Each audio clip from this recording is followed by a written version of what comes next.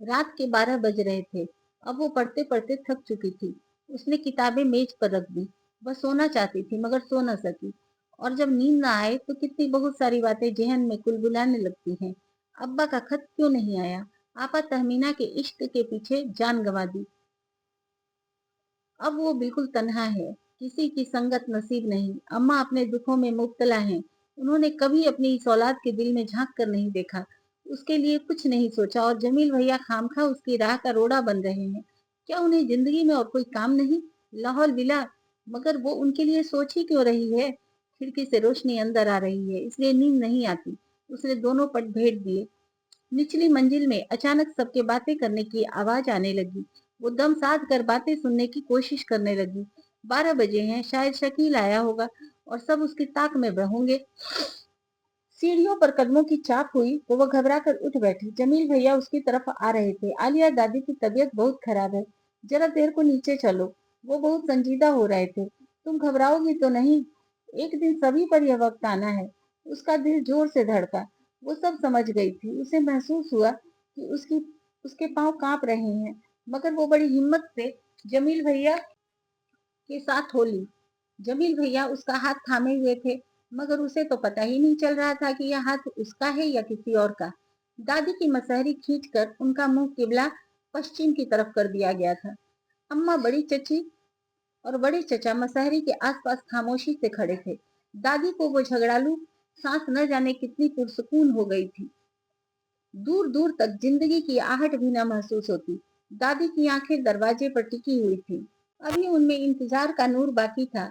शायद वो उस वक्त भी अपने सबसे लाडले छोटे बेटे का इंतजार कर रही थी। और छम्मी दादी के कदमों से लिपटी घुटी घुटी सिसकियां भर रही थी। जालिम छोटे चचा। आलिया की नजरों में अनदेखे छोटे चचा का भयानक नक्शा फिर गया। उसका जी चाह रहा था कि वो चीख कर कहे, दादी, अब तो ऐसी बेकार औलाद का इंतजार न करो। करीमन बुआ बड़ी बेताबी से मसहरी के चारों तरफ घूम घूम कर दुआएं कर रही थी। मौला, मालकिन को सेहत दे दे और बदले में मुझे उठा ले। मौला, मौला। बाबर ने भी तो इसी तरह हुमायूं की जान की अमान चाही थी। ये करीमन बुआ, यह कौन सी मोहब्बत है जो तुम्हारे दिल में ठाठे मार रही है?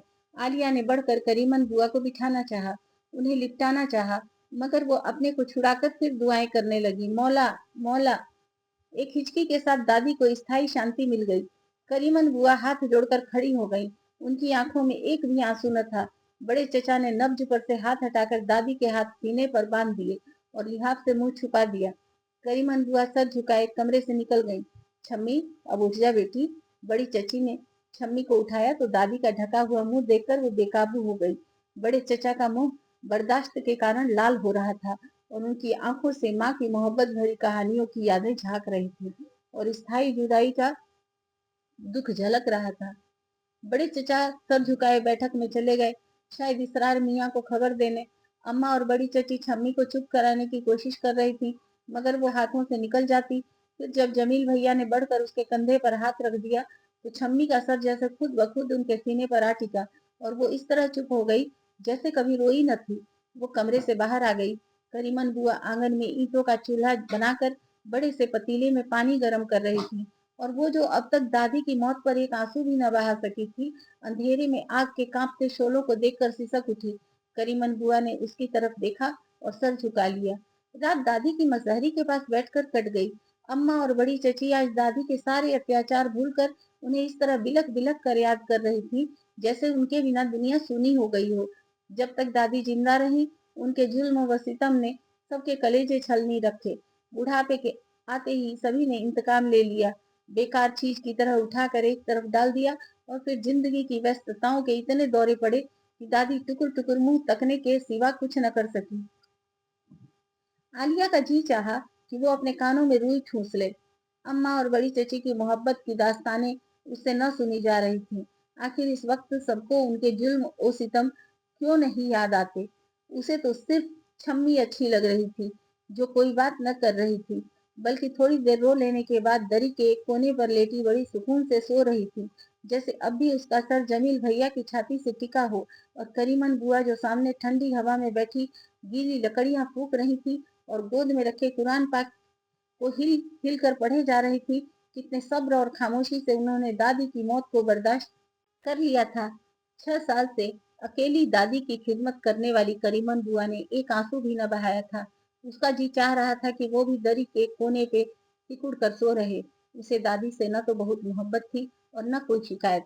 बस उसकी दादी थी, फिर भी वो लेट न सकी क्योंकि अम्मा ने छम्मी के सो जाने पर बड़ी नफरत से नुक्ताचीनी की थी। आखिर सुबह हो गई। करीमन बुआ ने आंगन में दरी बिछा दी और मोहल्ले की औरतें आ आकर जमा हो रही थी। वो सब अपने अपने दुखों को याद करके आंसू बहा रही थी और छम्मी उन्हें देख देख कर अपनी जान हलकान कर रही थी। जब दादी को नहला धुलाकर आखिरी सफर के लिए तैयार कर दिया गया तो सारी औरतें बरामदे में टाट के पर्दे के पीछे छुप गई। सिर्फ करीमन बुआ हाथ जोड़े लाश के पास खड़ी हो न जाने क्या कह रही थी। जब मैयत उठाने के लिए मर्द अंदर आए तो इसरार मियाँ सबसे आगे थे। खबरदार, जिंदगी में मालकिन ने कभी मुंह न लगाया, अब उनकी लाश खराब करने आए हो। करीमन बुआ इसरार मियाँ के सामने आ गई और वो चोरों की तरह जमील भैया के पीछे छुपने लगे। सभी लोगों की निगाहें सवालिया निशान बनकर इसरार मियाँ का पीछा कर रही थी। अरे शकील कहाँ है? अपनी दादी को कब्र तक तो पहुंचा आता। बड़ी चची टाट के छेद से शकील को तलाश कर रही थी, मगर वो कहाँ था। अंदर जाओ करीमन बुआ। बड़े चचा ने करीमन बुआ के कंधे पर हाथ रखा। अल्लाह को सौंपा मालकिन, अल्लाह को सौंपा। करीमन बुआ आंगन से हटकर बरामदे में आ गई। दादी की लाश अब सदर दरवाजे से पार हो रही थी तो एक बार सब चीख कर रो पड़े, मगर करीमन बुआ सर झुकाए आंगन में बिखरा हुआ सामान बटोर रही थी। थोड़ी देर बाद सब मेहमान चले गए तो जैसे घर एकदम वीरान हो गया। उसकी समझ में ना आया कि वो क्या करे। रात 9 बजे बड़े चचा किसी काम से कानपुर चले गए। असहयोग आंदोलन जोरों पर था और वो बहुत दिनों से व्यस्त थे। बड़े चचा का उसी दिन चले जाना उसे बहुत बुरा लगा। क्या वे 2 दिन घर में बैठकर अपनी माँ का शोक भी नहीं मना सकते थे? क्या उनकी राजनीति उन्हें इतना भी वक्त नहीं दे सकती? मगर जब अम्मा ने उनके चले जाने पर ऐतराज किया तो वो चुपचाप सुनती रही। जाने क्यों वो बड़े चचा के खिलाफ एक शब्द भी न बोल सकी थी। जमील भैया ने नजमा फूफी और छम्मी के अब्बा को कर दिए थे और अब सभी लोग उनके आने का इंतजार कर रहे थे। दूसरे दिन से सारे काम इस तरह होने लगे जैसे कोई बात ही न हुई हो। सिर्फ उस वक्त दादी की मौत का एहसास शदीद हो जाता जब करीमन बुआ काम से फारिग होकर कुरान शरीफ पढ़ने बैठ जाती और और तो घर में किसी ने एक आयत न पढ़ी। आलिया को करीमन बुआ की मोहब्बत पर रश्क आने लगा। उसने कितनी बार चाहा था कि एक आध पारा दादी की आत्मा की शांति के लिए पढ़े, मगर उसे फुर्सत ही न मिलती। इम्तहान की तैयारी सर पर सवार थी। वो अब फिर से ध्यान से पढ़ना चाहती थी। वो अपना 1 साल दादी को बख्शने के लिए तैयार नहीं थी। वो करीमन बुआ की मोहब्बत के मुकाबले में खुद को कमतर समझकर सब्र कर लेती। छम्मी कुछ दिन तक अपने कमरे में जाने से घबराती रही। पुराने साथी का साथ छूट जाने के बाद वह कमरा शायद उसके लिए जंगल बन गया था। वो इधर उधर मारी मारी फिरती या फिर आंगन में चौकी पर बैठकर फटे हुए कपड़ों की मरम्मत करती रहती या फिर लोटो पानी भरकर क्यारी में डालने लगती और जब उससे भी उकता जाती तो बुर्का ओढ़कर मोहल्ले के घरों घरों में फिरा करती। फिर एक दिन उसने झाड़ू उठाकर अपना कमरा साफ करना शुरू कर दिया। सारे जाले छुड़ा दिए। मोहम्मद अली जौहर की तस्वीर से गर्द झाड़ी गई। उसने कढ़ी हुई पुरानी चादरों पर पैबंद लगाकर उन्हें दोनों मसहरियों पर बिछा दिया और साफ सुथरे बिस्तर पर लेटकर हमेशा की तरह गाने लगी। छम्मी को ग्रामोफोन रिकॉर्डों के सारे गाने और फकीरों की गाई हुई सारी गजलें याद थी। उसे हर मौके की गजल और गीत गाने में मलिका हासिल था। आज जब छम्मी बड़े स्टाइल से लेटी गा रही थी तो आलिया का जी चाहा कि जाकर उसे लिपटा ले, मगर छम्मी तो अब तक उससे सीधे मुंह न बोलती थी। सब कुछ बताने के बावजूद उसके दिल में कोई फांस रह गई थी जिसे निकालना आलिया के बस में न था। नजमा फूफी और छम्मी के अब्बा का खत आया था। उन्होंने लिखा था कि जब अम्मा रुखसत हो गई तो फिर आने से क्या फायदा। काश उन्हें पहले से कोई खबर कर देता। छम्मी अपने अब्बा का खत पढ़कर आपे से बाहर हो गई। हाँ, अब आने से क्या फायदा। एक दिन के लिए बीवी के पहलू से अलग होकर उन्हें कब करार आता। मेरा बस चले तो अब्बा जान का गला अपने हाथों से घोट दूं। छम्मी, कहीं तो जवान को लगाम दिया करो। आलिया को अम्मा ने घुड़का तो छम्मी एकदम घुट घुट कर रोने लगी। जाने क्यों वो इतने दिन गुजरने के बाद भी अम्मा को जवाब देने से चूक जाती थी। अब्बा को भी दादी की मौत की खबर मिल गई थी। उनका खत आया था। उन्होंने लिखा था कि कल्पना की दुनिया को कोई जेल बंद नहीं कर सकता। उस पर कोई पाबंदी नहीं लगाई जा सकती। मैंने अपनी माँ को कंधा दिया था। मैंने उन्हें कब्र में उतारा था। खैर तुम अफसोस न करना मेरी बेटी, तुम्हें उदास नहीं होना चाहिए। मौत भी जिंदगी की एक हकीकत है। मेहनत से पढ़ो और अपने पास होने की खुशखबरी सुनाओ। खत पढ़कर आलिया बड़ी देर तक सर झुकाए बैठी रही। दोपहर हो गई मगर उसका पढ़ने में जी न लगा। एक तो अब्बा के खत ने उसे उदास कर दिया था, उस पर से दोपहर के सन्नाटे में करीमन बुआ के धीरे धीरे कुरान पाक पढ़ने की आवाज जैसे फरियाद करती मालूम हो रही थी। अपने कमरे से निकलकर वो नीचे उतर गई और तख्त पर करीमन बुआ के पास जा बैठी। अम्मा और बड़ी चची शायद सो रही थी, क्योंकि उनके बातें करने की आवाज नहीं आ रही थी। करीमन बुआ जब तक पढ़ती रही, वो उनके पास सर झुकाए बैठी रही, और जब वो कुरान शरीफ बंद करके दुआ करने लगी तो आलिया की आंखों में आंसू आ गए। करीमन बुआ मोहब्बत की कैसी मिसाल पेश कर रही हैं। काम से थककर वो भी तो दिन में सो सकती हैं। तुम सोई नहीं आलिया बेटी? दुआ खत्म करके करीमन बुआ ने पूछा। नींद नहीं आई करीमन बुआ, और वो चुप हो गई। क्या भूख लगी है बिटिया को? एक रोटी उलट दूं आग जलाकर? नहीं करीमन बुआ, तुम्हारे पढ़ने की आवाज से जी भर रहा था। मजले मियाँ को और नजमा बिटिया को जरूर आना चाहिए था। छम्मी भी अपने बाप को देख लेती और फिर कुछ और नहीं तो मसहरी का दीदार कर लेते, जिस पर उनकी माँ ने दम तोड़ा था। जमाने जमाने की बात है, कभी माँ के बिना चैन न पड़ता था। करीमन बुआ के लहजे में शिकायत थी। तुमको दादी से कितनी मोहब्बत थी करीमन बुआ? शायद दादी भी तुमको उतना ही चाहती होंगी। क्या मालकिन मुझे चाहती थी? करीमन बुआ ने उल्टा सवाल कर दिया। तुमने अपनी दादी का जमाना नहीं देखा बिटिया। पता नहीं वो किसी को चाहती भी थी या नहीं। हाँ, सिर्फ छोटे मियाँ को चाहती थी, जो पता नहीं कहाँ खो गए। उन्हें खिलाफत के जल से ले गए। हम तो नौकर लोग थे। आलिया बिटिया, हमारी क्या हैसियत? करीमन बुआ ने अपनी कमीज पीठ पर सरका दी और उसकी तरफ घूमकर बैठ गई। उनकी पीठ पर काले निशान थे और एक जगह से सफेद सफेद चर्बी सी निकली हुई थी। यह क्या हुआ था करीमन बुआ? उसने जल्दी से कमीज नीचे खींच दी। मेरी अम्मा मालकिन की दहेज में आई थी। मेरे अब्बा मर गए थे। मैं छोटी सी थी, और फिर जब जरा बड़ी हुई तो मालकिन ने अपने घर के एक नौकर से मेरी शादी कर दी। नई नई शादी हुई थी, इसलिए मालकिन की खिदमत में जरा सी कोताही हो गई। बस ये उसी की सजा थी। करीमन बुआ सर झुकाकर कुछ सोचने लगी। अल्लाह, यह करीमन बुआ भी कैसी पहेली है। इतने सितम सहने के बाद भी जब तक दादी जिंदा रही उन पर निछावर होती रही, और अब भी उन्हें नहीं भूलती। वो हैरान होकर उनका मुंह तक रही थी। मैंने सारी जिंदगी उनका नमक खाया था, और अब भी उनकी औलाद का नमक खा रही हूँ। नमक का बड़ा हक होता है बिटिया। आलिया, मेरी अम्मा, अल्लाह उन्हें जन्नत नसीब करे, कहती थी जिसने नमक का हक अदा न किया वो खुदा के यहाँ भी माफ न किया जाएगा। मालकिन, कोई गलती हो गई हो तो माफ कर देना मुझे। दूसरी दुनिया में तो सुख की सांसें ले सकूं। करीमन बुआ उठकर जूठे बर्तन समेटने लगी, और आलिया को ऐसा महसूस हुआ कि करीमन बुआ ने नमक का सारा डिब्बा उसके मुंह में उंडेल दिया है, जो उसे बाहर से ज्यादा कड़वा लग रहा है।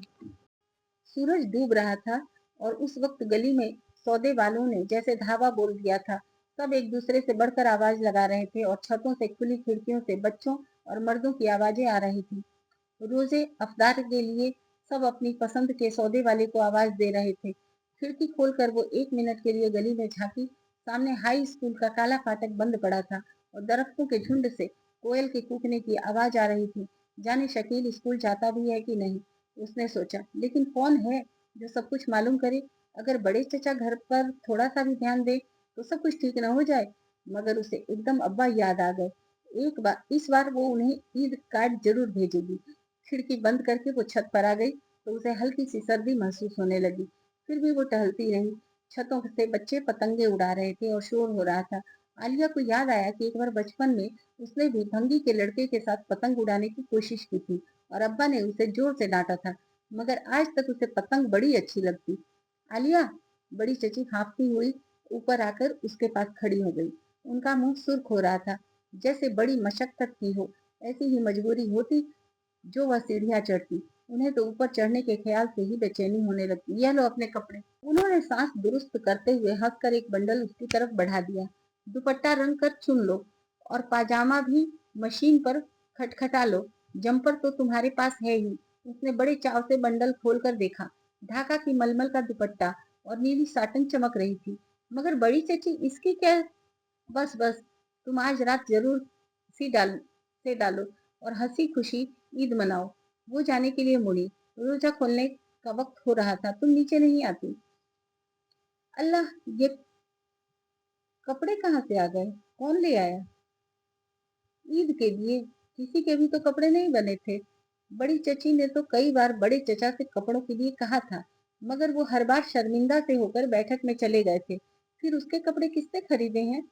क्या जमील भैया ने अपनी ट्यूशन के रुपए उस पर खर्च कर दिए हैं, या फिर बड़े चचा ने अब्बा की जगह को पूरा किया है? मारे खुशी के उसका दिल धड़कने लगा। जरूर बड़े चचा ने खरीदे होंगे। मगर थोड़ी ही देर में उसे मालूम हो गया कि कपड़े किसने खरीदे हैं। नीचे से शकील की आवाज साफ सुनाई दे रही थी। जमील भैया ने बजिया के कपड़े बनवा दिए। मेरे लिए कुछ नहीं आया। क्या दोस्त ईद भी मनवा दे? बकवास न करना मुराद, बड़ी चची उसे डांट रही थी। क्या वो तेरी बहन नहीं? तू खुद उसके कपड़े बना। अरे तेरे जितने लड़के तो एक कुनवे का पेट भरते हैं। हाँ, जब तुम बाहर रहते हो तो वही कपड़े भी पहनो।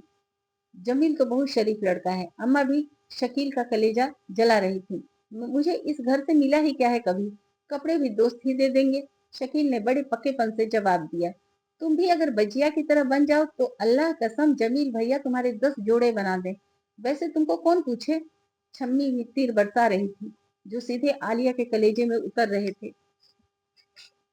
उसने कपड़े पलंग पर डाल दिए। एक लम्हे को उसे ऐसा महसूस हुआ कि ये कपड़े जमील भैया की इंतहाई मोहब्बत का तोहफा है।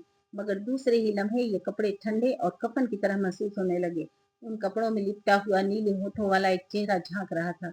उसने कांप कर कपड़ों को समेट लिया और अपने कमरे में आकर उन्हें बक्स में ठूस कर ताला लगा दिया। लाहौल बिला, क्या वो भी कभी बेवकूफ हो सकती है?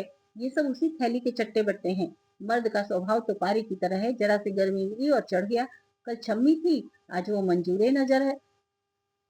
फिर किसी और की बारी होगी। जब वो नीचे गई तो सब लोग अफदारी ऊपर के नशे में मस्त से बैठे थे। करीमन बुआ रोटियां पकाने में लगी हुई थी। बरामदे में बिछे हुए पलंगों पर बैठी हुई बड़ी चची और अम्मा पान बना बना कर खा रही थी, और जमील भैया इस सर्दी में अपनी लोहे की कुर्सी पर बैठे स्टूल पर रखी हुई लालटेन की रोशनी में कुछ पढ़ रहे थे।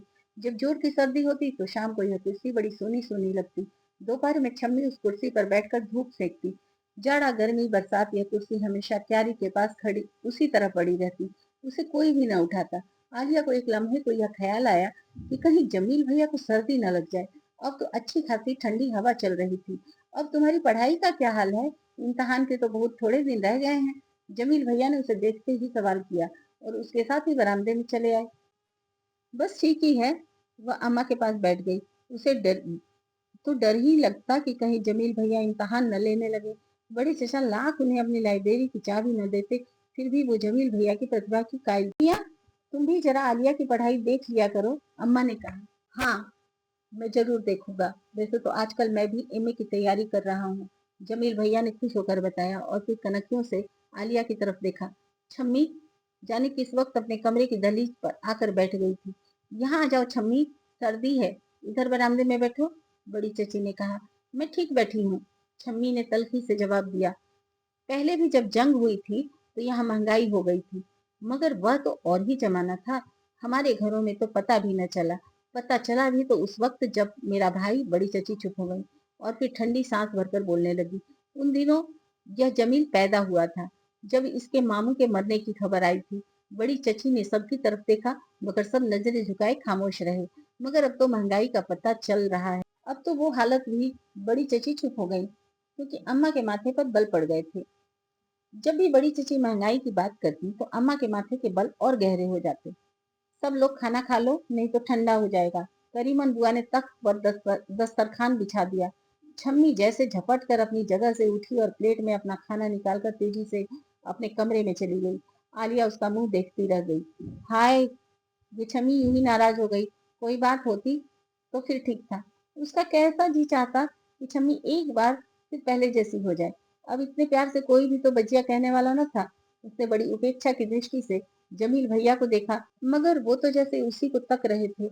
उसने घबरा कर नजरें नीची कर ली। कपड़े का एक जोड़ा लाकर शायद वो उसे अपनी मिल्कियत समझने लगे हैं। उसका जी चाहा कि कोई बहुत सख्त सी बात भैया के मुंह पर खींच मारे। आखिर ये जंग होती क्यों है? बड़ी चची ने जमील की तरफ देखकर पूछा। हर चीज में जो ढेले पैसे का फर्क पड़ा था, उससे खाने का स्तर और भी गिर गया था। वैसे तो आप अब्बा की बड़ी हामी हैं, मगर कभी कभी लड़ क्यों पड़ती हैं? जमील भैया ने उल्टा सवाल कर दिया। और तुम तो अपने अब्बा के दुश्मन हो। बड़ी चची ने उल्टी झोंक दी। लीजिए, बात साफ हो गई। जब भी फायदे पर चोट पड़ती है या हवस में आग लगती है तो जंग होती है। जमील भैया ने जवाब दिया। वो तो बिल्कुल इस तरह बात कर रहे थे जैसे बड़ी चची 2 साल की बच्चा हूँ। चल हट बढ़ाया, यही बकवास करता है, कभी ढंग से बात न की, ऐसी मजाक की आदत पड़ी है। बड़ी चची हंसने लगी। फायदे वायदे की क्या बात है जमील मियाँ, बस जमाने जमाने की बात है, सब बदल गया। करीमन बुआ भला क्यों चुप रहती? यह सब तुम्हारे अब्बा और आलिया के अब्बा जैसे लोगों के काम हैं। यही गड़बड़ करते हैं। जो जंग होती है, अब जो अंग्रेजों के खिलाफ हो रहे हैं, तो जंग न होगी? अम्मा ने भी अपनी राय व्यक्त कर दी और जमील भैया बड़े जोर से हंसे। आप ठीक कह रही हैं मजली चची, सब खा चुके हों तो मुझे भी खाना भिजवा दो करीमन बुआ। सुनसान बैठक से इसरार मियाँ की मरी हुई आवाज आई।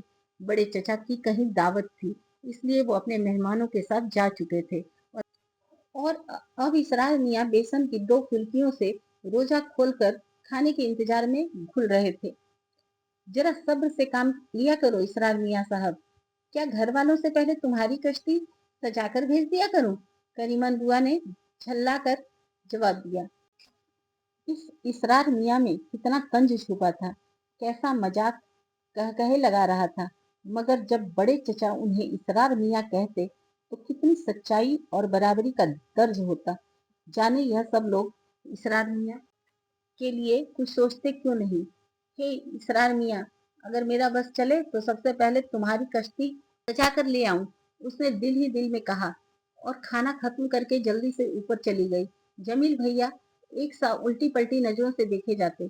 उसका जी उब रहा था। उनसे खाना भी न खाने दिया। अपने बिस्तर पर आकर उसने बड़े सुकून से किताबें समेट ली और तकिया सरका कर इस तरह लेट गई कि गली के बल्ब की रोशनी सीधे किताब पर पड़ रही थी। सीढ़ियों पर चाप हुई तो उसने पलट कर देखा, जमील भैया चले आ रहे थे। मैंने सोचा कि आज तुम्हारा इम्तहान ले डालूं। वो उसके पास बैठ गए। मुझे सब आता है, आप अपना वक्त न खराब करें। फेल हो गई तो फिक्र नहीं, अगले साल फिर सही। आलिया ने बड़ी रुखाई से कहा। जमील भैया की आंखें वह सबक फर फर सुना रही थी जो वो पढ़ाने आए थे। तुमको पढ़ाकर मेरा वक्त खराब होगा आलिया, कुछ तो सोचो। ऐसी बातें करके तुम मुझे कितना परेशान कर देती हो। अगर तुम मुझसे मोहब्बत नहीं कर सकती तो दुख तो न दो। जमील भैया, आज तो वो भी उन्हें झाड़ने पर तुल गई। जब आप ऐसी बातें करते हैं तो आपको शर्म नहीं आती? क्या आप छम्मी को भूल गए? वो आपके साथ आपके घर पर रहती है, मुझे सब मालूम है। छम्मी? जमील भैया ने गर्दन झुका ली। तुमको मालूम है तो अच्छा ही है, मगर मैं ठीक ठीक बता दूं कि मुझे छम्मी से कभी भी वैसी मोहब्बत नहीं थी। मैं उसे चाहता हूँ, मगर बहन की तरह। तुमको मालूम है कि अब्बा ने सियासत के पीछे इस घर को लुटा दिया, मगर मैं अपने को लुटाने को तैयार न था। मैंने जाने किस किस तरह पढ़ाई की। कुछ इसरार मियाँ मेरे लिए बचत कर लेते और कुछ दादी के चोरी छुपे के रुपए काम आते, मगर एफए करने तक घर की हालत बिगड़ चुकी थी। ये सारे खर्चे छम्मी ने बर्दाश्त किए। मैं कभी नहीं भूलूंगा, मगर वह गलत समझने लगी और मैं डर की वजह से उसे समझा भी न सका। और फिर अचानक बीए करने के बाद आप उसका मजाक उड़ा उड़ा कर उसे समझाने लगे। क्यों? जमील भैया पर तरस आने के बाद वो चुकी नहीं। अब मैं क्या कर सकता हूँ? उन्होंने पूछा। उससे शादी कर लीजिए जमील भैया, वो आपसे मोहब्बत करती है। शादी? वो जैसे उछल पड़े। मुझे मालूम न था कि तुम मुझसे इतनी नफरत करती हो आलिया। मैंने तुम्हारे सिवा किसी से मोहब्बत नहीं की। इधर देखो आलिया। उन्होंने उसके दोनों हाथ थाम लिए और फिर उसकी गोद में सर रख दिया। मैं आज ही अपने मामू के घर जा सकती हूँ, समझे आप जमील साहब? बहुत जमाने के लिए और किसका नाम लेती, बहुत बेबसी का आलम था। तुम कहाँ जा सकती हो आलिया बेगम? आज अम्मा करीमन बुआ और मजलिस चची से कह रही थी कि तुम हमेशा इसी घर में रहोगी। कौन कह रहा था? कौन होते हैं वे सब कहने वाले? आलिया ने दीवानों की तरह जमील भैया को धक्का देकर पलंग से उठा दिया। मुझे कौन मजबूर कर सकता है? मैं तमीना आपा नहीं हूँ। बड़े आए सब लोग। जमील भैया ने हैरत से उसके लाल भभूका चेहरे को देखा और फिर खिसियाने से होकर चुपके से मुड़ गए। जब वो सीढ़ियां उतर रहे थे तो आलिया बड़बड़ा रही थी, बेकार तुकबंद जिसे बड़े चचा अपनी लाइब्रेरी की कुंजी तक नहीं देते।